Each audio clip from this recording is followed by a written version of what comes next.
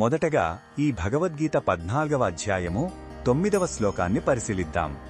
ఈ అధ్యాయంలో శ్రీకృష్ణుడు ప్రకృతి యొక్క 3 గుణాలు జీవుడిని ఎలా ప్రభావితం చేస్తాయో వివరిస్తున్నాడు. మొదటగా ఈ పవిత్ర శ్లోకాన్ని భక్తితో విందాం. సత్వం సుఖే సంజయతి రజః కర్మణి భారత జ్ఞానమావృత్య తు తమః ప్రమాదే సంజయత్యుత. ఈ శ్లోకం అర్థమేమిటంటే, ఓ అర్జున, సత్వగుణం జీవుడిని సుఖం పట్ల, జ్ఞానం పట్ల ఆసక్తితో బంధిస్తుంది. రజోగుణం కర్మలు, వాటి ఫలాలు అనే ఆసక్తితో కట్టిపరేస్తుంది. ఇక తమోగుణమైతే అసలైన జ్ఞానాన్ని కప్పివేసి నిర్లక్ష్యం, సోమరితనం, భ్రమలతో జీవుడిని బంధిస్తుంది.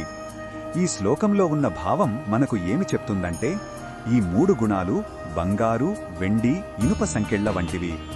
ఏ సంకెళ్లైనా బంధించేవే. మనం ఏ గుణం ప్రభావంలో ఎక్కువగా ఉన్నామో గమనించుకోవాలి.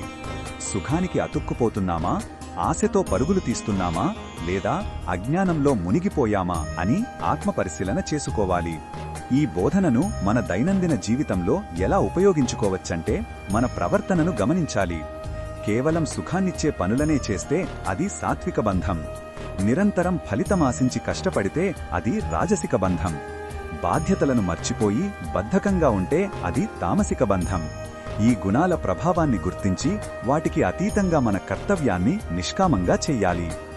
మరిన్ని భగవద్గీత శ్లోకాల అర్థాన్ని తెలుసుకోవాలంటే మా తదుపరి వీడియోలను తప్పకుండా చూడండి.